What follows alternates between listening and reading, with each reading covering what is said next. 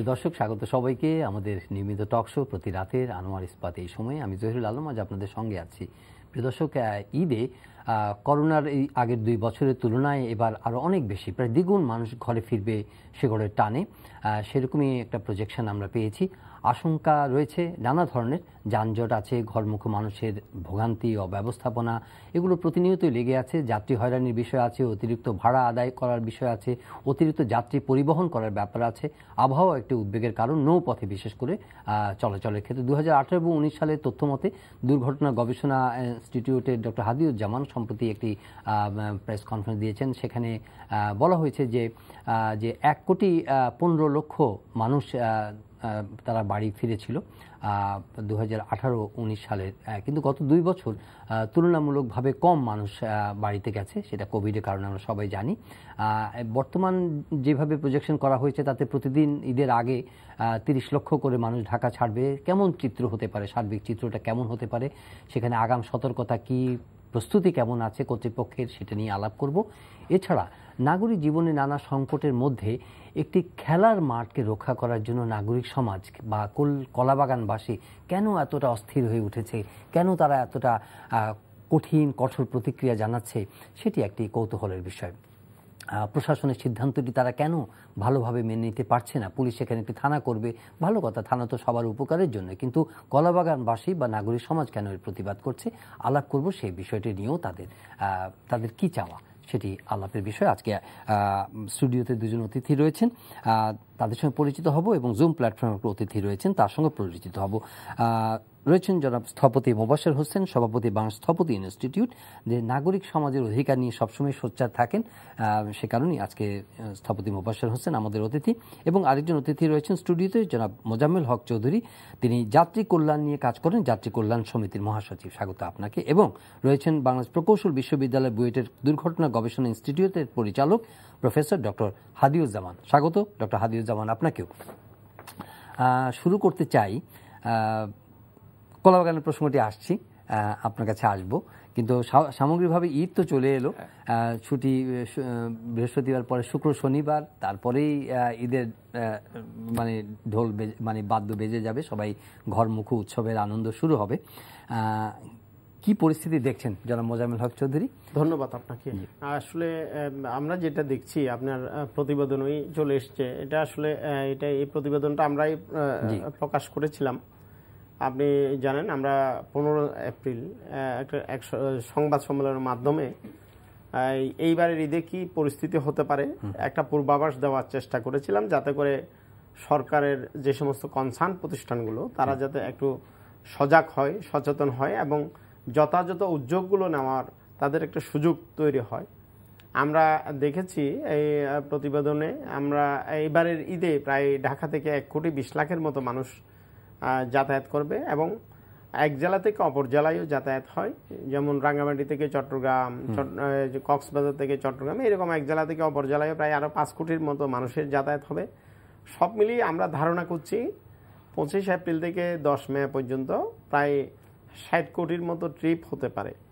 এই 60 কোটি ট্রিপের প্রায় 40% বলা যায়, প্রায় 40% সড়ক, রেল এবং নৌপথে হবে, বাকি 60% সড়ক পথেই হবে।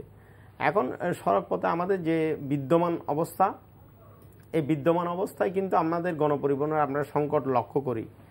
আমরা আবার আরেকটা বিষয় লক্ষ্য করি, রাজধানী ঢাকার চাপতেই একটি বাস অথবা একজন মানুষকে প্রায় 1 থেকে 2 ঘন্টা সময় লেগে যায়। এবং বর্তমানে রমজান শুরু হওয়ার সাথে সাথে এই যানজটের সংখ্যা আরও বেশি প্রকট আকার ধারণ করেছে। সব মিলিয়ে আমরা বলা যায় সব পথেই ভোগান্তি কিন্তু পিছু ছাড়ছে না। অন্যদিকে আমরা এই যে নৌঘাটগুলো, যেগুলো ফেরিঘাট রয়েছে আমাদের শিমুলিয়া, বাংলা বাজার এবং পাটুরিয়া, দৌলতদিয়া, ইতিমধ্যে এখানে যানজট তৈরি হয়েছে, যানবাহনের দীর্ঘ সারি। আমরা যেটা শঙ্কা করেছিলাম সেটা সত্য প্রমাণিত হচ্ছে, সেটা আমরা লক্ষ্য করছি। অন্যদিকে ঢাকা চট্টগ্রামের মতো জাতীয় মহাসড়ক, যেখানে একটা পরিপাটি মহাসড়ক, এখানে যে এক সময় আমরা যখন 1 লেনের মহাসড়ক ছিল তখন 3 ঘন্টা 3.5 ঘন্টায় কিন্তু ঢাকা থেকে চট্টগ্রাম যাওয়া যেত। যখন 4 লেনের এই মহাসড়কটি উদ্বোধন করা হয় তখনও আমরা কোনো কোনো সময়ে 3 থেকে 4 ঘন্টায় চট্টগ্রাম পৌঁছেছি, কিন্তু এখন আমাদেরকে 7 থেকে 8 ঘন্টা, কোনো কোনো ক্ষেত্রে 10 ঘন্টা 11 ঘন্টা সময়ও কিন্তু লাগছে। ফলে একদিকে আমাদের গণপরিবহনের সংকট, অন্যদিকে এই যে দীর্ঘ সময় লাগবার কারণে একটি বাস যেখানে আগে একদিনে 2 ট্রিপ দিতে পারতো, 3 ট্রিপ দিতে পারতো, সেখানে কিন্তু 1 ট্রিপ দিতে পারছে। ফলে বিদ্যমান গণপরিবহনগুলোর সক্ষমতাও কিন্তু আমরা কমিয়ে ফেলছি। এখন আমাদের যেটা জরুরি প্রয়োজন, এই গণপরিবহনগুলো যাতে ডাবল ট্রিপ দিতে পারে, সমাধানের বিষয়টি যাব। আপনার সংখ্যার কথা শুনলাম জনাব মোজাম্মেল চৌধুরী, আমরা অতিথিদের কাছে আসবো আপনার সমাধানের প্রসঙ্গে আপনার মতামত নিব। অধ্যাপক ডক্টর হাদিউজ্জামান, আপনার চোখে সংখ্যার জায়গাগুলো কাছেই চলে এসেছে, এখন মানুষ মুভ করবে, গ্রামের দিকে ছুটবে, সংখ্যার জায়গাগুলো যদি একটু আপনার দৃষ্টিতে আইডেন্টিফাই করেন। জি, আপনাকে অসংখ্য ধন্যবাদ এবং আমার সাথে যুক্ত সহ আলোচক সবাইকে আমি ঈদের অগ্রিম শুভেচ্ছা জানাচ্ছি। দেখেন, এই যে ঈদ যাত্রা নিয়ে যে ভোগান্তি এবং ভাড়া নৈরাজ্য এবং যে প্রতিবারই যে ঈদ যাত্রা নিয়ে যে আমরা কথা বলি, এগুলো একেবারে আমার কাছে যেটা মনে হয় এখন একটা সমার্থক শব্দ হয়ে গেছে। আমরা প্রতিবারই বলি যে আসলে ঈদে ভোগান্তি হবে, যারা কর্তৃপক্ষ আছেন তারা সবসময় বলেন যে ব্যাপক তাদের প্রস্তুতি আছে, কিন্তু আসলে প্রস্তুতির ঘাটতি এটা সবসময় থেকেই যাচ্ছে। এটা আসলে আমাদের যারা কর্তৃপক্ষ আছে, আমি যেটি বলবো, তারা এটা স্বীকার করে নেন না। দেখেন, একটা জিনিস কি আসলে সক্ষমতা কতটুকু আছে সেটা কিন্তু আমাদের যারা বিভিন্ন কর্তৃপক্ষ, নৌ কর্তৃপক্ষ, সড়ক কর্তৃপক্ষ বা আমাদের রেল কর্তৃপক্ষ আছে, তারাই কিন্তু ভালো বোঝার কথা। এবং সক্ষমতা যতটুকু আছে তার বাইরে চাহিদা কতটুকু আছে, কতটুকু ঘাটতি আছে, এটার যে একটা প্রজেকশন করা, এটা কিন্তু তাদের একটা বড় দায়িত্ব। এখন এই জিনিসটা যে বিজ্ঞান বা সায়েন্স এদিকে মনোযোগী না হয়ে আপনি যদি শুধু বলতেই থাকেন যে হ্যাঁ আমার সক্ষমতা ব্যাপক, যে চাহিদা আছে, কোনো সমস্যা হবে না, স্বস্তিতে একেবারে বিদ্যুতের বেগে আপনি সড়ক দিয়ে বাড়ি চলে যাবেন, এই কথা বলার ফলে যেটি হয়, আসলে আমি যেটি মনে করি এটা একটা ভুল বার্তা দেওয়া হয়।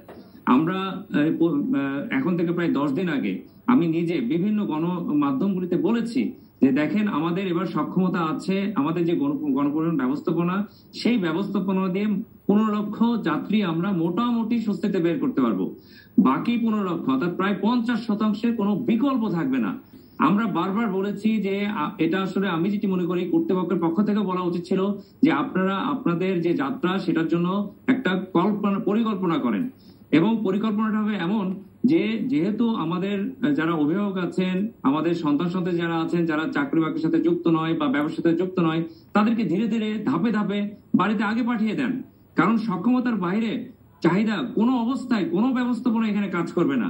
আমি অনেক সময় একটা উদাহরণ দিই, দেখেন আমাদের শরীরের স্বাভাবিক তাপমাত্রা 98 থেকে 99 ডিগ্রি ফারেনহাইট, সেখানে শরীরের তাপমাত্রা যদি 102 ডিগ্রিতে ওঠে, আপনি ব্যবস্থাপনা করে মোটামুটি একটা স্বস্তিতে ওই রোগীকে আপনি একটা চিকিৎসা দিতে পারবেন। কিন্তু শরীরের তাপমাত্রা যদি 107 ডিগ্রিতে উঠে যায়, সেখানে কোনো ব্যবস্থাপনা এই কাজে লাগবে না, ওই রোগীটা আসলে অনেকটা মুমূর্ষু রোগী হয়ে যায়। আমরা অনেক সময় বলি সে আসলে কমায় চলে যাচ্ছে। আমাদের যে ব্যবস্থাপনা এখন, আমি যেটি মনে করি এটা কিন্তু কমায় চলে গেছে। তার উৎকৃষ্ট উদাহরণ হচ্ছে, আপনি জানেন যে এই যে আমাদের কমলাপুর রেল স্টেশনে, পৃথিবীর কোথায় কি এ ধরনের উদাহরণ আছে যে কাঁথা বালিশ নিয়ে রেল স্টেশনে গিয়ে টিকিট কাটানোর জন্য 3 দিন ধরে অপেক্ষা করছে? এই উদাহরণ পৃথিবীর কোথাও নাই। আপনি ফেরিঘাটে যে দেখেন, ফেরিঘাটে এখন কি অবস্থা, একটু আগে মোজাম্মেল ভাই বলছিল, যেহেতু আমি এটা সবসময় আমাদের গবেষণা পারপাসে আমরা এটাকে সবসময় একটা ট্র্যাকের মধ্যে রাখি। আমাদের শিমুলিয়া ঘাটের কথা বলা হচ্ছে, দেখেন ব্যবস্থাপনা, আপনি চিন্তা করেন সাধারণ সময়ে শিমুলিয়া ফেরিঘাটে প্রায় 16টি ফেরি চলাচল করে। তাহলে আমরা কিন্তু এটা সহজেই বুঝতে পারি যে ঈদের সময় ফেরির সংখ্যা আরো বাড়ানোর কথা। এখন সেই ফেরি চলতেছে 6 থেকে 7টা, যেখানে আপনার চাপ বাড়ছে আর আপনার ফেরির সংখ্যা কমছে। নারায়ণগঞ্জে গত মাসের 21 তারিখ থেকে 6টা রুটে প্রায় 70টা লঞ্চ চলাচল করে, সেটাও বন্ধ আছে। তাহলে ব্যবস্থাপনার কথা বলা হচ্ছে না, একটু ক্ল্যারিফাই করেন। এই যে নারায়ণগঞ্জে এগুলো তো ছোট ছোট নৌযান, এগুলো দুর্ঘটনার আশঙ্কা নানা কারণে মানুষের সেফটির জন্যই বন্ধ করে রাখা হয়েছে, নাকি অন্য কোনো কারণ? না, এটা অন্য কারণ। এটা আসলে নাব্য সংকটের কারণেই গত মাসের 21 তারিখ থেকে এই লঞ্চগুলি বন্ধ আছে। এটা আপনার সানকেন ডেক বা বাল্কহেড যেটা আমরা বলি, সেই ধরনের কোনো নৌযান না। এবং মজার কথাটা শুনেন, এই যে সানকেন ডেক, কিছুদিন আগে আমরা দেখলাম একটা বড় দুর্ঘটনা হলো, তারপর কিন্তু বলা হয়েছে সানকেন ডেক চলবে না। আমি বারবার বিভিন্ন মাধ্যমে বলেছি যে ঈদের আগে 5 দিন আর পরে 5 দিন সানকেন ডেক যে আমাদের নৌযানগুলো আছে, এটা বন্ধ রাখলে মহাভারত অশুদ্ধ হবে না। তারা বলছে যে বিভিন্ন লাইনে নাকি তাদেরকে পরিচালনা করা হবে। আপনি বলেন যে সানকেন ডেক বা এই যে বাল্কহেড যে বা বালুবাহী যে নৌযানগুলো আছে যারা চালান তাদের কোনো দক্ষতা নেই, সেখানে কোনো লাইটিং সিস্টেম নেই, তারা নৌযান কিভাবে চালাতে হয় সেটাও বোঝে না।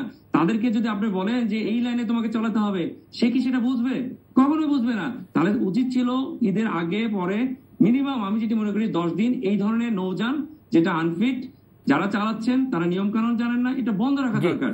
পাশাপাশি যে ডক্টর হাজিজুজ্জামান, আমি আপনার কাছে আমি আরো একটু শুনবো, কিন্তু আমাদের আরেকজন অতিথি যিনি এই নাগরিকদের এসব সমস্যা নিয়ে সবসময় ভাবেন, স্থপতি মোবাশ্বের হোসেন, তার কাছ থেকে আপনাদের দুজনের কথা শুনলেন উনি, ওনার কাছ থেকে একটু শুনতে চাই। যেটি বললেন ডক্টর হাজিজুজ্জামান যে 30 লক্ষ যদি যায় তো 15 লক্ষকে স্মুথলি ট্রান্সপোর্ট করার ক্যাপাসিটি আছে, কিন্তু কর্তৃপক্ষ সবসময় বলে আসছে যে খুব ভালোভাবে আমরা কোনো অসুবিধা হবে না, সব প্রস্তুতি নেওয়া আছে। তো এটা এক ধরনের ভুল বার্তা যায় যে মানুষ তো আগেতেই প্রস্তুতি নিতে পারে যে না ওনারা গেলে একটু ঝামেলায় পড়তে পারে। এটা যদি স্বীকার করে নেওয়া হয় তাহলে তো জিনিসটা আরো মানে ইজি ব্যবস্থাপনা হয়। আপনার দেখেন খুব ইন্টারেস্টিং, আমি এগুলি একটু অন্যর সাথে তুলনা করি যে একজন মানুষ তার বাড়ির সবাই 10,000 টাকা বেতন পায়, ওই বাড়ির একজন 20,000 টাকা বেতন পায়, বাড়ির লোক তো খুশিতে আটখানা, তারা বলছে যে প্রচুর টাকা বেতন পায়। এখন এই প্রচুর টাকার ডেফিনেশনটা অন্যের সাথে বাইরে যে যদি আমি হিসাব করি বা তার ওই পরিবারের দৈনন্দিন খরচের সাথে যদি হিসাব করি, এটা প্রচুর টাকা না, কোন রকমে বাঁচার টাকা। অর্থাৎ এই হিসাবগুলি যে প্রতিষ্ঠান সম্পর্কে বলল আমার বুয়েটের বন্ধু, এই হিসাবগুলি তাদের কাছে ওই রকম, তার কাছে 16টা হচ্ছে বেশি, 8টা তো নর্মাল, এটাতে কোনো প্রবলেম হবে না, এবং কয়টা চলছে সেটাও সঠিকভাবে তারা বলতে পারেন না, এবং কতজন মানুষ যাবে। আমি এখনই ওনার সাথে আলাপ করতেছিলাম, আমি গতকালকে বলছি যে প্রায় 1 কোটি লোক যাবে, সেখানে 2 জন কর্মকর্তা রেলওয়ের এবং নৌযানের সর্বোচ্চ কর্মকর্তা আমার সাথে ছিলেন। তারা বললেন আপনি ভুল তথ্য দিচ্ছেন, 50 থেকে 60 লাখের বেশি ঢাকা থেকে যায় না। এখন আপনি কি বলবেন? আমি তখন এখন যাই হোক, আমি এই সামগ্রিক অবস্থার পরিপ্রেক্ষিতে আমার যে চিত্রটা, পৃথিবীর কোন দেশে এই 2 ঈদে মানে কোনো ছুটিতে এত মানুষ বড় বড় শহরগুলি থেকে তার নিজের রুটে যায় এই ইতিহাস কিন্তু নাই বললেই চলে। কারণ পৃথিবীতে এই ধরনের ছুটি হলে মানুষ তার দেশের বাইরে বেড়াতে যায়, কিন্তু আমাদের দেশের মানুষ 3 দিন 4 দিনের ছুটিতে 3 মাসের বাচ্চাকে কোলে নিয়ে রেলের ছাদে মা যাচ্ছে, এটি হলো বাস্তব ঘটনা। তাহলে আমাদের রেলের সংখ্যা বাড়াতে হবে, রেলের স্পিড বাড়াতে হবে, এবং প্রয়োজনে পার্শ্ববর্তী দেশ থেকে বগি নিয়ে আসতে হবে। কারণ আমি এই 2 বছরে 2 দিনের জন্য বা 7 দিনের জন্য বা 15 দিনের জন্য অসংখ্য বগি, ট্রেন, ইঞ্জিন কিনে রাখবো না, রাখার প্রয়োজন নাই। এমনকি আমি বাস পর্যন্ত হায়ার করে নিয়ে আসতে পারি পার্শ্ববর্তী দেশ থেকে, যাদের ওখানে ঈদ উৎসবে এত মানুষ যাতায়াত করে, সুযোগ আছে না, এই সুযোগ তৈরি করতে হবে। কারণ আমি 15 দিন বাস চালানোর জন্য কয়েক লক্ষ বাস কিনে রাখতে পারবো না, সেগুলির কিছুই থাকবে না। তো এইটা হলো একটি পার্ট, কিন্তু চাহিদা তো আছে না। আমি বলছি যে যদি ধরে নেওয়া হয়, আপনাকে হিসাবটা ওইভাবে করতে হবে যে নর্মাল যদি ধরে নেওয়া হয়, যে এটা ওনারা ভাষায় বলতেছেন যে সব নর্মাল আছে, তো নর্মাল না। আমরা তো জানি যে যত মানুষ যায় এটা কল্পনার অতীত, একটা শহর থেকে 1 কোটি মানুষ নাই হয়ে যাচ্ছে, পৃথিবীর তো বহু দেশের জনসংখ্যা 1 কোটি। এই জিনিসগুলি আমাদেরকে চিন্তা করতে হবে। এটি গেল একটি। তারপরে ও যে কথাটি বলেছে, আমি এটা প্রতিনিয়ত বলতেছি, আমাদের যাতায়াত ব্যবস্থায় ঈদের সময় প্রয়োজনে অফিসিয়ালি ছুটি স্ট্যাগার করে দিতে হবে, বাধ্যতামূলকভাবে একেবারে আসা এবং যাওয়া স্ট্যাগার করে দিতে হবে। প্লাস এই যে আমার পরিবার পরিজনকে আমি 2-3 ভাগে দিতে পারি। তারপর আরেকটি কথা, আমরা কন্টিনিউয়াসলি বলছি আমরা ডিজিটাল, পৃথিবীর শ্রেষ্ঠ ডিজিটাল কান্ট্রিতে পরিণত হতে চাচ্ছি। একমাত্র ট্রেনের টিকিট কাটার জন্য সেহেরি, ইফতারি সব খেতে হবে একটা টিকিটের জন্য না। আমি একটু পয়েন্ট করি, এখানে যে যারা কর্তৃপক্ষ আছেন ওনারা বলেন যে ট্রেনের টিকিট যদি আপনি ধরেন 13 বা 15,000 টাকা, 15,000 টিকিট দেন, সেখানে একই সঙ্গে যদি 10 লক্ষ লোক 15 লক্ষ লোক যদি এখানে ঝাঁপিয়ে পড়ে অনলাইনে, তো এটা তো এমনি সার্ভার তো ডাউন হয়ে যাবে, বা তো সম্ভব না। সার্ভার সলভ করা সম্ভব? যে ডক্টর হাদিজান কিছু যুক্ত করবেন মনে হয়। এটা সম্ভব এই কারণে জোনিং করে করে ওই জিনিস করা সম্ভব। এটা অসম্ভব কিছু না, টেকনোলজিতে এটা করা সম্ভব। যদি আমরা এই কাজটি করতে পারতাম। আমি এখন একটা জিনিস জানতে চাই, প্লেনের টিকিট 2 মাস আগে কাটা যায়, ট্রেনের টিকিট 2 মাস আগে কাটা যাবে না কেন? ন্যাশনাল আইডি কার্ড আছে, টিকিটের ভিতরে ন্যাশনাল আইডি কার্ড যদি ইমপ্রিন্ট করা হয় এবং সেই ক্ষেত্রে ট্রেনে যে চেকার থাকবে তাকে সৎ হতে হবে এবং তার বিরুদ্ধে কঠোর ব্যবস্থা নিতে হবে। উনি টিকিট দেখবেন, নাম দেখবেন, মানুষ তুলবেন। আমি 100টা টিকিট কাটতে চাইলে আমাকে 100টা টিকিটই দিতে হবে 100 জনের নামে। ছিলেন ডক্টর হাদিউজ্জামান, বলছিলেন যে ট্রেনের টিকিট কাটার বোধহয় আরো উত্তম কোনো ব্যবস্থা আছে কর্তৃপক্ষ যা বলছেন সেটার বিপরীতে। জি, আমি একটু অ্যাড করতে চাচ্ছিলাম যে দেখেন এখানে দুটা বিষয়। একটা হচ্ছে যে সার্ভার ডাউনের যে কথাটা বলছিলেন, দেখেন আপনারা জানেন যে আমাদের 50% যে টিকিট সেগুলো অনলাইনে চলে যাচ্ছে। এখন প্রশ্নটা হচ্ছে যদি 50% টিকিট বিক্রি হয়ে যায় সেক্ষেত্রে বিক্রি হয়ে যাবে, কিন্তু সার্ভার ডাউন হতে তো পারে না। আপনি সার্ভারে অ্যাক্সেস করার পর দেখতে পারবেন যে হ্যাঁ টিকিটগুলি বিক্রি হয়ে গেছে, কিন্তু সার্ভার ডাউন হওয়া এটা কিন্তু অসম্ভব ব্যাপার। কারণ আমি যেটি মনে করি, আপনি জানেন যে গুগলে আমরা প্রতি সেকেন্ডে কত মানুষ ঢোকে, বিলিয়নস অফ পিপল গুগলে ঢুকছে। আমরা কি দেখি গুগল ডাউন হয়ে আছে? তাহলে এখানে সার্ভার কেন ডাউন হয়ে থাকবে? সার্ভারে অ্যাক্সেস করার পর হ্যাঁ এই মেসেজ থাকতে পারে যে আমার 13,000 টিকিট আজকের জন্য বিক্রি হওয়ার কথা ছিল, 13,000 বিক্রি হয়ে গেছে এবং আপনাকে ধন্যবাদ।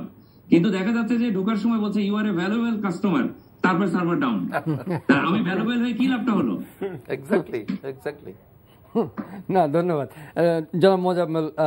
আপনি বলছিলেন কিছু সমাধানের কথা বলছিলেন যে ব্যবস্থাপনাগত ত্রুটি আছে, সামর্থ্যের সীমাবদ্ধতা আছে, কিন্তু কর্তৃপক্ষের আবার ধরেন যে কিছুটা মানুষকে আশ্বস্ত করার বিষয় বাস্তবতা যে না সবাই সুন্দরভাবে যাবে, কিন্তু আমরা দেখছি যে মহাসড়কের অবস্থাও ঠিক মতো মানে ঠিক নাই। রাস্তাঘাটে যেখানে কিছু আবার কমপ্লিট হওয়ার আগেই চালু করে দেওয়া হয়েছে। আবার আপনি যে চিত্রটা বললেন ঢাকা চিত্রকরণ আগে 4 ঘন্টায় যাওয়া যেত, এখন 10 ঘন্টা 11 ঘন্টা আগের কথা বলছেন। এখন ঈদের সময় কি অবস্থা হবে এটা তো কল্পনাও করা যায় না। কিন্তু ঢাকা থেকে রংপুরের অবস্থা তো আরো বেশি ভয়ানক। নিশ্চয়ই এখন রংপুর পৌঁছাতে সময় লাগছে 11 ঘন্টা, যেখানে সময় লাগতো 6 ঘন্টা, এখানে 11 ঘন্টা 12 ঘন্টা পর্যন্ত সময় লাগছে। অর্থাৎ গণপরিবহনগুলোর সক্ষমতা কিন্তু আমাদের বাড়ানোর যেখানে কথা সেখানে কমে আসছে। আর যা ঢাকা চট্টগ্রামে আমরা যে বিষয়টি লক্ষ্য করছি এটা কিন্তু সড়ক সংস্কারের কারণে, সড়ক মেরামতের কারণে এই কাজটি হচ্ছে। অথচ এই কাজটি কিন্তু আরো 1 মাস আগে টার্গেট নিয়ে শেষ করা যেত, তাহলে কিন্তু আমরা এই দুর্ভোগগুলোতে আমরা অর্থাৎ সরকার কতগুলো দুর্ভোগ সরকার নিজেরা তৈরি করেন, নিজেরা সৃষ্টি করেন, এগুলো জনগণের উপর চাপিয়ে দেওয়া হয়। এইরকম এই দুর্ভোগগুলো থেকে আমরা কবে নাগাদ মুক্তি পাবো? কারণ আমরা এখন আমলাতান্ত্রিক বেড়াজালে এভাবে আষ্টে পৃষ্ঠে জড়িয়ে যাচ্ছি, এখানে কিন্তু মানুষের ইজ্জত মর্যাদার জায়গাটাও কিন্তু কমে আসছে। মানুষের যে ভোগান্তি নিরসনের জন্য কোথাও অভিযোগ করবে এইরকম জায়গাগুলো কিন্তু ধীরে ধীরে সংকুচিত হয়ে আসছে। ফলে এখন মানুষের যে ভোগান্তি নিরসন করা এটার পরিবর্তে এটা নিয়ে আরো তামাশা করা হয় বলে আমরা মনে করি। আপনি যেমনটি বলেছিলেন, আসলে আমরা যেটা দেখতে পাই সেটা হলো যে আমার কি পরিমাণ সক্ষমতা আছে এটা যদি আগে জানান দেওয়া যায় তাহলে কিন্তু পাবলিকের একটা সতর্ক হওয়ার সুযোগ, সেভাবে তারা তার যাত্রাটাও একটা সেট আপ করতে পারে। আর এইবারের ভোগান্তির সবচেয়ে একটা বড় কারণ সেটা হলো যে 2 তারিখে ঈদকে পড়ার কারণে গতকাল পর্যন্ত হয়তো আজকে এবং আগামীকাল এই 2 দিনে হয়তো বেতন ভাতা পরিশোধ হবে। আর বেতন ভাতা পরিশোধ না হলে আমরা যে রেশনিং পদ্ধতিতে আগে পরিবারকে পাঠাতে বলছি, আগে অনেককে বাড়ি যেতে বলছি, এটাও কিন্তু সম্ভব হয়নি। কারণ হলো ঈদ শপিং না হলে কিন্তু কেউ বাড়িতে কাউকে পাঠাতে চায় না, পরিবারের পরিজন বা অন্য কাউকে বাড়িতে পাঠাতে চায় না। যদিও অনেকেই পাঠিয়েছেন, যারা পাঠিয়েছেন এটা কিন্তু সংখ্যায় খুবই সীমিত। আমরা গণপরিবহনগুলোর সার্বিক অবস্থা দেখলে এই চিত্রটি বেরিয়ে আসে।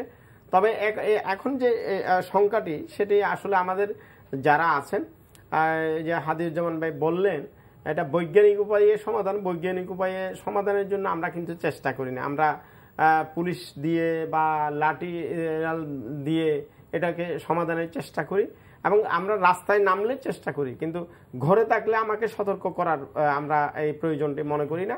সে কারণে পথেঘাটের যে দুর্ভোগ, পথে যে দুর্ভোগ সেটি কিন্তু আমাদের বাড়ে। ডক্টর হাদিউজ্জামান, অ্যাক্সিডেন্ট রিসার্চ ইনস্টিটিউটের পরিচালক আপনি। নর্মাল সময়ে আমরা দেখি যে দুর্ঘটনার হার ক্রমশ ঊর্ধ্বগামী। এখন এই ধরনের উৎসবের সময়ে তো যেহেতু পরিবহনের বেড়ে যায়, ফ্রিকোয়েন্সি বেড়ে যায়, এবং আপনি বলছেন যে যা সামর্থ্য আছে তাতে দ্বিগুণ লোক ট্রান্সপোর্ট করতে হবে, স্বাভাবিকভাবে এই আশঙ্কা, এই ঝুঁকি তো রয়েই গেছে। কিভাবে এটাকে নিয়ন্ত্রণ করা সম্ভব? যে ব্যাপারটা হচ্ছে ওইখানে যে ঘাটতিটা আসলে হয় কি, যে দূরপাল্লার যে বাসগুলি আছে তাদেরকে তো মোটামুটি একটা ফিটনেস থাকে, এবং চালক যারা আছেন তারা যেহেতু দূরপাল্লার বাস চলে অভ্যস্ত, তাদের কিন্তু ওই মহাসড়কের সমস্যা হয় না। ব্যাপারটা হচ্ছে ওই যে আমি বললাম যে 50% যাত্রী যাদের জন্য কোনো সুব্যবস্থা নাই, অর্থাৎ গণপরিবহনে একটা ঘাটতি আছে, তখন ওইটার সুযোগ নেয় কারা? যারা হলো মূলত এই যে শহরের মধ্যে যে সিটি বাস যেগুলো রয়েছে, তারা কি করে, কোনো মতে রংচং করে এই বাসগুলি মহাসড়কে নামিয়ে দিবে। এবং যারা চালক আছেন তারা আসলে শহরের মধ্যে বাস চালান। শহরের মধ্যে বাস চালানো আর মহাসড়কে বাস চালানোর মধ্যে দিন এবং রাত্রি যে তফাৎ, সেই রকম একটা তফাৎ। পাশাপাশি যেটি হয়, মহাসড়কে যেহেতু আপনি বুঝতে পারছেন চাপ বাড়ছে, অলরেডি কিন্তু অনেকটা মহাসড়ক কমায় যাওয়ার মতন অবস্থা হয়ে গেছে। যেটি হবে, যারা চালক আছেন তারা যেহেতু দীর্ঘ সময় এই যে মহাসড়কে থাকতে হয়, তখন অনেকেই কিন্তু মাদক সেবন করেন, এবং মাদক সেবন করলে যেটা তারা ফিল করে যে স্টিয়ারিং এর পাশে তারা নিজেদেরকে খুবই কনফিডেন্স মনে করেন যে আমরা ওভার কনফিডেন্ট হয়ে গেলাম, ঘুম পাচ্ছে না। তখন যেটা হয়, তারা ঝুঁকিকে আর ঝুঁকি মনে করে না।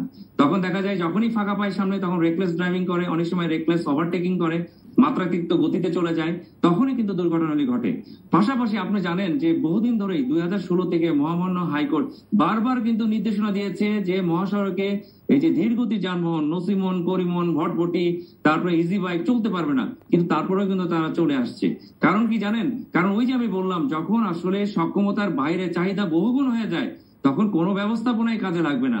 আপনার ভ্রাম্যমাণ আদালত থাকবে, আপনার বিআরটি এর যারা প্রতিনিধি আছে তারা থাকবেন, হাইওয়ে পুলিশ থাকবেন, কিন্তু তাদের নাগের একটা ডগার নিচ দিয়ে আমি বলবো এই ধরনের যানবাহন কিন্তু চলতে থাকবে, আপনি ঠেকাতে পারবেন না। কারণ ওই যে কমায় চলে যাওয়ার মতন একটা বিষয়, তখন আর কোনো কিছুই কাজে লাগে না। তো পাশাপাশি আরেকটা জিনিস আমি একটু আপনাকে বলতেই চাই, যে দেখেন আমাদের এই যে বিআরটি এর প্রকল্পের কাজ চলছে, আমি জানি না যে একটা প্রকল্প 2 বছরের প্রকল্প 8 বছরেও কোনো কিন্তু আমরা এখানে কোনো দিক আমরা পেলাম না, চলছে। আসলে যেটি হবে এবার, আমি যেটি মনে করি, যারা ঢাকা থেকে ময়মনসিংহ এর দিকে যাবে, এবং বিশেষ করে জয়দেবপুর চৌরাস্তা, এটা আসলে আমি যেটি মনে করি জাহান্নামের চৌরাস্তা। কারণ এইখানে আপনার এখনই আমরা দেখেছি, আমাদের স্টাডি বলছে প্রায় 30 থেকে 40 হাজার যানবাহন এখানে চলছে। ঈদের সময় যখন দ্বিগুণ হয়ে যাবে, এখানে আসলে যে পুলসিরাত পার হওয়ার মতো একটা অবস্থা হবে। তো সেক্ষেত্রে যে আমি একটু সমাধান একটা জিনিস বলতে চাই, আপনি জানেন যে এই যে চৌরাস্তার আগে বগুড়া বাইপাস, সেখানে কিন্তু সাসেক ওয়ানের একটা ব্রাঞ্চ তৈরি হয়ে গেছে। আমি যেটি মনে করি যে ভারী যানবাহন মূলত যারা পণ্য বহন করে আর যারা যাত্রী বহন করে, এই জায়গায় এসে কিন্তু একটু ডিসিপ্লিন বা একটু আমি যেটি বলি ডিটুরিং এর একটা ব্যবস্থা রাখতে হবে। বিশেষ করে যারা পণ্য বহন করে তাদেরকে এই চৌরাস্তা দিয়ে যেতে দেওয়া যাবে না, তাদেরকে একটু ডাইভার্সন করতে হবে। এই ধরনের কিন্তু একটা ব্যবস্থাপনা লাগবে। পাশাপাশি একটা ছোট্ট একটা টিপস আমি আপনার অনুষ্ঠানের মধ্যে আমি দিতে চাই। আপনি জানেন যে আমাদের বঙ্গবন্ধু সেতুতে অতি সম্প্রতি টোল বাড়ানো হয়েছে। 500 টাকার যে টোল ছিল সেটা 550 টাকা হয়েছে। সমস্যাটা কোথায় জানেন? এই 50 টাকা যখন চেঞ্জ নিতে যায়, তখন দেখা যায় যখন টোল নিতে আগে সময় লাগতো 8 সেকেন্ড, এই ভাঙতি 50 টাকা লেনদেন করতে গিয়ে দেখা যাচ্ছে 16 সেকেন্ড লাগছে। আপনার যখন টোল কালেকশনে 8 সেকেন্ডের জায়গায় 10 সেকেন্ড, মাত্র 2 সেকেন্ড লাগবে, এই 2 সেকেন্ডেই দেখবেন টেল ব্যাক হয়ে দেখা যাবে 1 কিলোমিটার একটা যানজট তৈরি হয়ে গেছে। তো আমি একটা টিপস দিতে চাই, যারা যাত্রী সাধারণ যারা এই পথে যাচ্ছেন, আল্লাহর ওয়াস্তে আপনারা যেটা করবেন, এক্সাক্ট যে টোল, হ্যাঁ ভাঙতি সহ ওই টোলটা কাছে রাখবেন, যেন দ্রুত আপনার টোলটা দিয়ে এই টোল প্লাজা দিয়ে বের হয়ে যেতে পারেন। কারণ টোল প্লাজার পরেই কিন্তু পুলসিরাত শুরু, কারণ ওখানে 2 লেন হয়ে গেছে। তো ওইখানে গিয়েও কিন্তু একটা ধাক্কা লাগবে। পাশাপাশি ওই যে আপনি জানেন হাটু কমরুল মোড় যেটা আছে, এই হাটু কমরুল মোড় দিয়ে প্রায় 20টা জেলার বাস চলাফেরা করে। তো আমি যেটি কর্তৃপক্ষকে বলবো, আপাতত এখন আসলে ঈদ চলে আসছে, এখন এখানে ইন্টারচেঞ্জ করার সময় নেই, কারণ এখানে একটা প্রস্তাবনা আছে, একটা ইন্টারচেঞ্জ হবে। তবে যেটা করা যেতে পারে, কোনো অবস্থায় এই হাটি কমরুল মোড়ে যেন চর্বি না জন্মে। চর্বি বলতে আমি বোঝাচ্ছি যে ছোট ছোট যানবাহন যেগুলো আছে, হাইওয়ে পুলিশ যারা আছে, কোনোভাবেই যেন এই ধরনের যানবাহন এই মোড়ে দাঁড়াতে না পারে, তাহলে কিন্তু ভোগান্তি আরো চরমে চলে যাবে। আর ইয়াতে লঞ্চ এবং ট্রেনের যে ওভার ক্যারি করে যে সেটার সমাধান কি হবে? যে একটা চমৎকার কথা বলেছেন। দেখেন ট্রেনের যে ব্যাপারটা, খুব মজার কথা হচ্ছে, আমাদের ঈদ যাত্রা আজকে থেকে শুরু হয়েছে, আমরা দেখছি কিন্তু শিডিউল বিপর্যয় শুরু হয়ে গেছে। তো এই শিডিউল বিপর্যয় কেন হবে এটা আমার মাথায় এখনো আসলে আমরা যেহেতু গবেষণা করি, কারণ আপনার ট্রেন তো ট্র্যাকে চলছে, ট্রেন তো আর মহাসড়কে চলছে না। আমার ট্রেন ট্র্যাকে চলছে, এমন না যে ট্র্যাকের উপরে এসে যানবাহন দাঁড়ায় আছে, আমি যানজটে পড়ে গেছি। যদিও আমার মনে হয় পৃথিবীর ইতিহাসে বাংলাদেশে এটা হয়েছে। আপনি জানেন চট্টগ্রামে অতি সম্প্রতি 3 দিন পর এই ঘটনা ঘটেছে, ট্রেন যানজটে গিয়ে আটকে গেছে চট্টগ্রামে। তো এখন কথা হচ্ছে যে এই যে জিনিসটা, যে এখানে আসলে ব্যবস্থাপনার কথা, ট্রেন সঠিক সময় ছাড়ার কথা, এবং যাত্রী সাধারণ যে ভোগান্তি, আপনার স্টেশন দিয়ে ঢুকে ট্রেন পর্যন্ত যেতেই তারা ভোগান্তিতে পড়ে যাচ্ছে, এখানে তো আসলে ব্যবস্থাপনা লাগবে। সমস্যাটা হচ্ছে যারা কালোবাজারি করছে, অনেকেই কিন্তু এই স্টেশনগুলিতে যে একটা ভিড় তৈরি করছে। এই যেহেতু আমার ওইখানেও আমার একটা ক্যাপাসিটি আছে, আমার একটা টার্মিনালে, সেখানে মানুষজন যদি বেশি চলে আসে, এই চলাফেরার মধ্যেও কিন্তু একটা ভোগান্তি তৈরি হচ্ছে। ফলে যেটি হচ্ছে ট্রেন ছাড়তে সময় লাগছে, এবং ওই যে আস্তে আস্তে এটা অ্যাকুমুলেশন হতে থাকে, হতে হতে দেখা যায় যে আপনার কর্ণপুরের স্টেশন থেকে ট্রেন ছাড়তে 3 ঘন্টা 4 ঘন্টা লাগছে। এটা কিন্তু আস্তে আস্তে বাড়তে থাকবে। তো এই যে এখন তো আসলে আপনি চাইলেও ট্রেনের সংখ্যা বাড়াতে পারবেন না, এবং আসলে আমাদের ঈদের সময় যে চাপটা হয়, আপনি এটা মাথায় রেখে যদি আমি এখন চিন্তা করি যে আমি আরো 10টা ট্রেন বাড়াবো, কিন্তু ওই 10টা ট্রেন কিন্তু সারা বছর দেখা যাবে যে আবার তার যে ডিমান্ড, সেই ডিমান্ড নাই। ফলে আসলে এই যে বারবার একটা কথা আমরা বলি যে রাজধানীতে যে মানুষের সংখ্যা, এই যে বিকেন্দ্রীকরণ, এটাকে আসলে করতে হবে, নালে এত মানুষ প্রতিবার ঈদে এই জিনিস নিয়ে আমরা কথা বলবো, কিন্তু আমি যেটি মনে করি কোনো সমাধান এখানে আসবে না। পাশাপাশি আপনি যে লঞ্চের কথা বলছেন, আমি এখন একটু বলে শেষ করে দিচ্ছি। আমি একটা ছোট্ট একটা টিপস দিতে চাই আপনার অনুষ্ঠানের মাধ্যমে। সেটা হচ্ছে আপনি দেখবেন ফেরিঘাটের আশেপাশে ছোট ছোট নৌকা, ডিঙি নৌকা দাঁড়িয়ে থাকে, এগুলো বন্ধ করতে হবে। লঞ্চ আপনার ফেরিঘাট থেকে মোটামুটি একটা যাত্রী নিয়ে ঠিকই যাবে, কিন্তু দেখবেন মাঝপথে এই ডিঙি নৌকা থেকে যাত্রীরা লঞ্চে উঠছে, এবং ওইখানে ওভারলোডিংটা বেশি হয়ে যায়। ফলে যেটি হয় যে মাঝপথে এই যে লঞ্চ ডুবি, এবং ঈদের সময় আমরা যে সংখ্যা সবসময় করি, সেই সংখ্যা কিন্তু আরো বাড়তে থাকে। সেদিকে কর্তৃপক্ষ, বিশেষ করে বিআইডব্লিউটিএ এবং ডিপার্টমেন্ট অফ শিপিং এবং নৌ পুলিশ, তাদের নজরদারি বাড়াতে হবে। জি, কিন্তু আরেকটা বিষয়, যেহেতু আপনাকে পেয়েছি, আপনি অনেক বেশ কয়েকদিন ধরে সোচ্চার, অনেক বিষয়ে সোচ্চার থাকেন। কলাবাগানের মাঠটি নিয়ে আসলে কেন, মানে একটা সরকার একটা উদ্যোগ নিতে যাচ্ছে, ওখানকার আইন শৃঙ্খলা রক্ষাকারী বাহিনী একটা থানা হবে, এটাও দীর্ঘদিনের ডিমান্ড, কোনো জায়গা তারা খুঁজে পাচ্ছে না, সেটাও ঠিক। তাও এইটুকু জায়গা বরাদ্দ করে দিলে তো এলাকাবাসীর ভালো হওয়ার কথা ছিল, আপনারা কেন এটা নিয়ে এত? ধন্যবাদ। হ্যাঁ, সব ভালোই কিন্তু ভালো না। মিষ্টি খেতে ভালো লাগে, প্রচুর পরিমাণে মিষ্টি খাওয়া যায় না, এইটাও কিন্তু জানতে হবে। এই এলাকার একটা জিনিস আমি একটু ব্যাখ্যা করি। এই এলাকাবাসীরা কিন্তু অবশ্যই প্রত্যেকটি মানুষের সাথে আমি আলাপ করেছি, প্রত্যেকেরই বক্তব্য হলো যে আমাদের থানা দরকার, তবে এই জায়গায় না। এখন আপনাকে চুজ করতে হবে। আপনাকে বলতে আমি মনে করি সরকারকে প্রথম চুজ করতে হবে কোনটি আগে দরকার, শিশুদের খেলার জন্য উন্মুক্ত স্থান নাকি পুলিশের জন্য থানা। এইটি যদি পর্যালোচনা করেন, পুলিশই বলবে যে আগে শিশুদের জন্য খেলার জায়গা দিতে হবে। তাহলে এখানে এই ঘটনাটি ঘটছে কেন?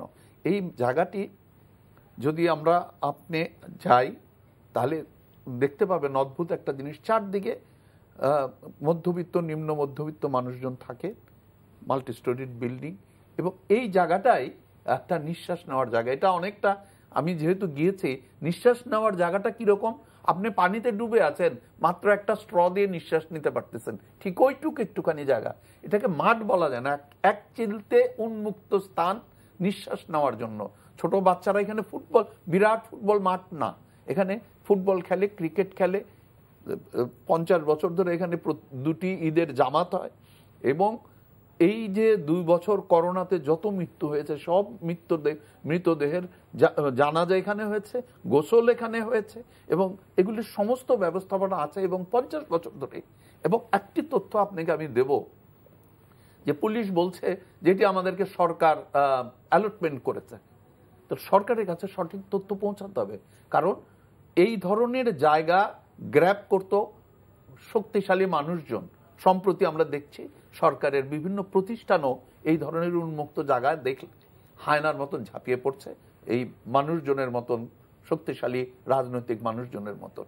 এই জায়গা থেকে বের হয়ে আসার জন্যই মাননীয় প্রধানমন্ত্রী যখন প্রথম প্রধানমন্ত্রী হলেন, তখন আমরা যারা এইসব পরিবেশ নিয়ে আন্দোলন করি, আমরা কিন্তু তার কাছ থেকে একটি অদ্ভুত সুন্দর আইন পেয়েছি, উন্মুক্ত জলাশয় এবং খেলার মাঠ সংরক্ষণ আইন। এবং এটি কত বড় শক্তিশালী ছিল সেটি আপনাকে বুঝতে হবে। যে বিল্ডিং 2 জন প্রধানমন্ত্রী উদ্বোধন করেছেন, ফাউন্ডেশন দিয়েছেন, সেই 20 তলা বিল্ডিং, বিজিএমই বিল্ডিং জলাশয় সংরক্ষণ আইনের আওতায় কিন্তু ভাঙ্গা হয়েছে। তাহলে এই যে জায়গাটি রয়েছে, এই জায়গাটিতে ওই এলাকার সমস্ত ছোট ছোট বাচ্চা খেলে, আপনি যদি যান, এগুলি সব কিছু যদি বিবেচনায় নিয়ে আসেন এটাকে, এবং এটি 50 বছর ধরে ব্যবহৃত হচ্ছে। আপনি বলছেন যে ছোট্ট 1 চিলতে জমি, তো ওখানকার ঢোকা আসা যাওয়া, আমি ওইটাতে আসছি। এই যে জায়গাটা, এই জায়গাটা নিঃশ্বাস নেওয়ার জায়গা। এখন আপনি এখানে থানা করতে চাচ্ছেন, এখন থানা বা আমি মাঝে মাঝে এই ধরনের একটা এক্সাম্পল দিই যে সরকার জনগণকে অনেক কিছু দিতে চায় উন্নত দেশের মতন, গ্রামের মানুষদেরকে প্রত্যেককে একটা করে মার্সিডিজ দেওয়া হলো, সে কি তার বাড়ি থেকে মার্সিডিজ নিয়ে কোথাও যেতে পারবে যদি রাস্তা না থাকে, ড্রাইভার না থাকে, গাড়ি চালানোর মানুষ না থাকে? তাহলে আপনাকে যে জায়গার জন্য যেটি, ওইখানে যদি আপনি মোটরসাইকেল দেন, that will be most welcome. এই রাস্তাটি, এই যে জায়গাটির কথা এখন আপনাকে বলি, আমি যেহেতু একজন স্থপতি, অন্তত আমি এইটুক তো বুঝি। আপনি কি চিন্তা করতে পারেন ওই রাস্তার মেজারমেন্ট হচ্ছে 12 ফিট, এবং সরকারি আইন অনুযায়ী, আমাদের ইমারত নির্মাণ বিধিমালা অনুযায়ী আপনাকে মিনিমাম একটি রাস্তা হতে হয় বিল্ডিং বানাতে হলে 20 ফিট, তাহলে 5 ফিট আপনাকে ছাড়তে হবে, ভিতরেও আপনাকে 5 থেকে 60 ফিট জায়গা ছাড়তে হবে। এখন আসা যাক, এইখানে আপনি কয়তলা বিল্ডিং করতে পারবেন? পুলিশের ভবন মানে হচ্ছে এখানে প্রিজন ভ্যান আসে, অ্যাক্সিডেন্টের গাড়িগুলি আসে, এই জায়গাগুলি এখানে কোনোভাবেই করা সম্ভব না। এই জিনিসগুলি যদি বিবেচনায় আপনি নেন তাহলে আপনাকে অন্য জায়গায় যেতে হবে। এবং আমি তো মনে করি বাংলাদেশের পুলিশেরই প্রথম দায়িত্ব, তাদেরই বলার কথা যে এই ধরনের জায়গায় একটি থানা করা উচিত হবে না, এটা এই উন্মুক্ত মানুষজনের জন্যই, ছেলেপেলেদের জন্যই দেওয়া উচিত। তা সত্ত্বেও হচ্ছে, তা সত্ত্বেও কাজ হচ্ছে। এবং দেখেন, আমার কাছে আরো কষ্ট লাগে যে এই জায়গাটাতে যদি আর্থকুয়েক কখনো হয়, ঢাকা কিন্তু এখন আর্থকুয়েকে আরো এক ধাপ উপরে চলে গেছে নেপালের পরে, আর্থকুয়েক হওয়ার পরেও তো মানুষকে রেস্কিউ করে একটা উন্মুক্ত জায়গা, ইভাকুয়েশন ইজ এ মাস্ট, সেই স্পেস দরকার। এই জায়গাটা আপনি সেটাও ধ্বংস করে ফেলছেন। তো এই জায়গা থেকে আমাদেরকে বের হয়ে আসতে হলে আমি মনে করব বাংলাদেশের সেই তথাকথিত সিস্টেমে আমরা পড়ে গেছি, মাননীয় প্রধানমন্ত্রীর হস্তক্ষেপ ছাড়া বোধহয় এটি আর কিছুই করা। আমরা একদম শেষের দিকে একটু আগের প্রসঙ্গে যেতে চাই, জনাব মোজাম্মেল হক চৌধুরী। তো এখন এটা কি একেবারে নিয়তির বিধান হয়ে যাবে যে মানুষের ভোগান্তি হবে, নাকি কোনো স্পেস আছে? যেটা বললেন যে কর্তৃপক্ষ তো পরামর্শ দিলেও শোনে না, আমাদের আলোচনার মাধ্যমে বা অন্য কোনো মেকানিজম আছে কিনা যেটার মাধ্যমে তারা কিছুটা রিমেডিয়াল, কিছুটা প্রতিকারমূলক পদক্ষেপ নিতে পারে যেটাতে মানুষের ভোগান্তি কমিয়ে আনা সম্ভব? না, একটা তথ্য কিন্তু আপনি দেন নাই যেটা ভীতিজনক, সেটি হচ্ছে মোটরসাইকেল। দেখুন, আমি একটা বিষয় এখানে, আমরা আসলে যাত্রী অধিকারের কর্মী হিসেবে দীর্ঘদিন যাবত এই বিষয়গুলো পর্যবেক্ষণ করি। এখানে আসলে সরকারের যে সমস্ত ব্যবস্থাপনা, তার চেয়ে আসলে অনিয়ম, দুর্নীতিটা বড় হয়ে ওঠে। কারণ আমাদের এখানে সংকটকে পুঁজি করে বাণিজ্য চলে। আমরা যেটা লক্ষ্য করছি, এইবারের ঈদে প্রায় 8,000 কোটি টাকার মতো অতিরিক্ত ভাড়া আদায় হবে। এই যে 8,000 কোটি টাকা অতিরিক্ত ভাড়া আদায়, এই অতিরিক্ত ভাড়া আদায়কে কেন্দ্র করে কিন্তু একটা চাঁদাবাজ চক্র গড়ে উঠেছে, যেটা রাস্তার বিভিন্ন মোড়গুলোতে, ভাগগুলোতে, বিভিন্ন জায়গায় জটলা তৈরি করা, লাঠি দিয়ে যানবাহন আটকানো, অর্থাৎ আপনার বাসের গতিটাকে আমরা যেখানে বাড়াতে চাই সেখানে আরো কমিয়ে দেওয়া, সেই ধরনের একটা ভয়ানক সিচুয়েশন আমরা দেখছি। ইতিমধ্যে এটার জন্য পরিবহন মালিকদের পক্ষ থেকে স্বরাষ্ট্রমন্ত্রীর সাথে আলাপ আলোচনা হয়েছে, দফায় দফায় আলাপ আলোচনা হচ্ছে। তারা চাঁদাবাজি বন্ধের জন্য সুস্পষ্ট ঘোষণা দিয়েছে। এবং ইতিমধ্যে সড়ক পরিবহন সেতু মন্ত্রী মহোদয় গতকালই অতিরিক্ত ভাড়া আদায়কারীদের বিরুদ্ধে হুঁশিয়ারি উচ্চারণ করেছেন। আমরা কিন্তু গত 12 বছরের ধারাবাহিকতায় কেবলমাত্র হুঁশিয়ারি মৌখিকভাবে উচ্চারণ করতে দেখি, দৃষ্টান্তমূলকভাবে 2-1 জনের বিরুদ্ধে ব্যবস্থা নিতে বা কাগজে কলমে ব্যবস্থা নিতে এই ধরনের কোনো কর্মকাণ্ড দেখি না। ফলে যারা এই কাজটি করেন তারাও বুঝেন সরকার আমাদেরকে বলবে, আমরা আমাদের মতো করে করব, আমাদের বিরুদ্ধে কোনো ব্যবস্থা হবে না। এতে করে এই যে মানুষের যে দুর্ভোগ, এটা আসলে কমানোর জন্য যে সমস্ত মেকানিজমগুলো, এগুলো বারবার ফেল করে। জি, একদম শেষ মন্তব্য ডক্টর হাদিউজ্জামান, বা ওই আবারও দুর্ঘটনাকে নিয়ন্ত্রণে রাখার চিন্তা বা চেষ্টা কতটা দেখছেন আপনি?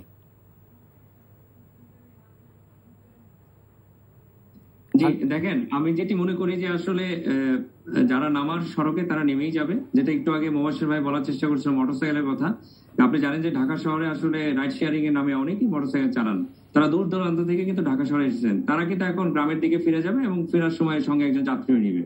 তো আমি যেটি আসলে বলতে চাই যে এই যে ভোগান্তি, সেই ভোগান্তিটা যদি কিছুটা কমানোর আমরা যদি চেষ্টা করি, সেটা করা সম্ভব। সেটা হতে পারে এরকম যে আপনি জানেন যে পুলিশ বিভাগ তারা কিন্তু প্রায় 17 থেকে 18টা স্পট চিহ্নিত করেছে যেখানে যানজট তৈরি হতে পারে এবং সেই জায়গাগুলি আসলে ঝুঁকিপূর্ণ।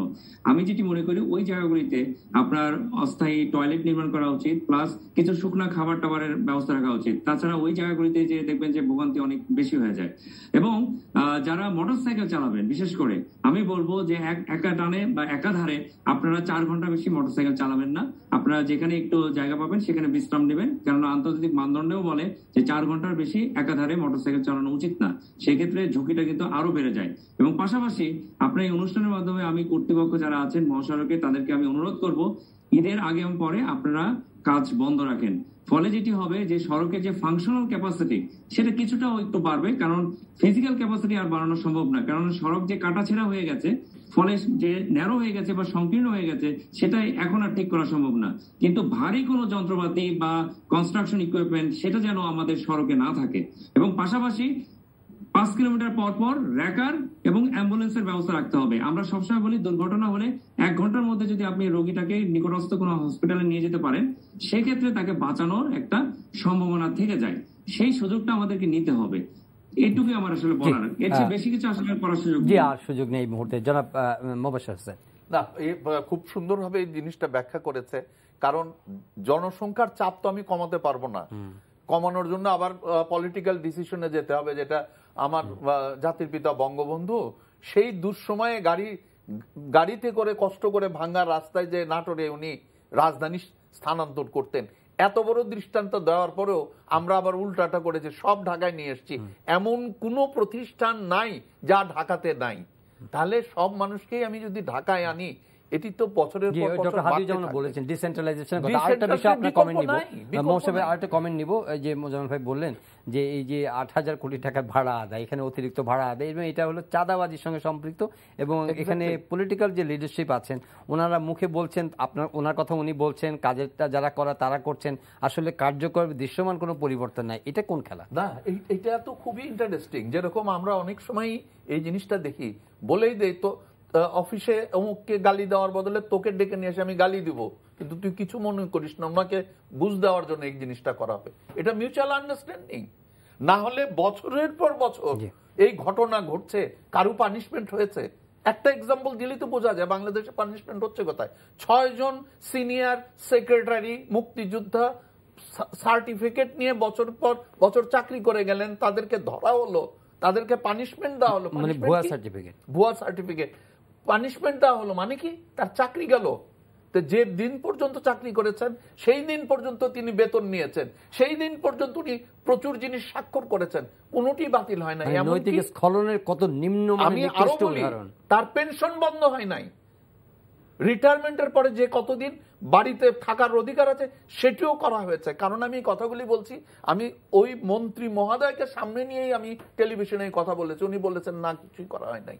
তাহলে যদি আমি এই সেক্রেটারিকেই যদি পানিশমেন্ট দিতে পারতাম, তাহলে আমি এই অন্যায়গুলি বন্ধ করতে পারতাম। যদি না করতে পারি তাহলে এই অন্যায়গুলি হবে এবং বছরের পর বছর বৃদ্ধি পাবে। এবং এটা হলো একজন আরেকজনের পিঠ আমরা চলতে না স্বাভাবিকভাবে। এখন ধরেন যে সড়ক বিভাগ বা নৌ বিভাগ, এরা তো দায়িত্বপ্রাপ্ত বিভিন্ন লোক আছেন সরকারেরই। এখন দেখা যায় সামগ্রিকভাবে কিন্তু পলিটিক্যাল লিডারশিপ এটার জন্য ব্লেম হয়ে যায়। ব্যর্থতা কিন্তু ওই সেকশনের বা ওই ডিপার্টমেন্টের, কিন্তু এটার পরিপূর্ণ দায় দায়িত্ব কিন্তু সরকারের উপরে চলে যাচ্ছে। উনি যখন সমালোচনা করেন তখন সরকারকে আপনার ব্লেম করছেন, সরকারকে অ্যাকাউন্টেবল করছেন। আমরা এটা আশা করি যে সরকারি দায় দায়িত্ব নেওয়ার ক্ষেত্রে নিশ্চয়ই তারা সামনে নির্বাচন আসছে, জনগণের সরকার যদি থাকতে চান বা জনগণের কাছাকাছি থাকতে চান, নিশ্চয়ই এই ভোগান্তির বিষয়গুলো ওনারা সিরিয়াসলি নেবেন। এটা আমাদের প্রত্যাশা। এইটুকু এই আলোচনা থেকে ধন্যবাদ স্থপতি মোবাশ্বের হোসেন, ধন্যবাদ জনাব মোজাম্মেল হক চৌধুরী এবং ধন্যবাদ অধ্যাপক ডক্টর হাদিউজ্জামান। আপনাদের তিনজনকে প্রিয় দর্শক আজকের এই সময় এখানে শেষ করছি। সব ভালো থাকবেন, দেখা হবে আবারও পরের অনুষ্ঠানে। চাইলে আপনার অনলাইনে অনুষ্ঠানটি দেখতে পারেন, ভিজিট করুন ntvd.com, ইউটিউব ভেরিফাইড ফেসবুক পেজে জনপ্রিয় অনুষ্ঠান খবরের আপডেটও চাইলে আপনারা জেনে নিতে পারেন। দেখা হবে আবারও। অগ্রিম ঈদ মোবারক।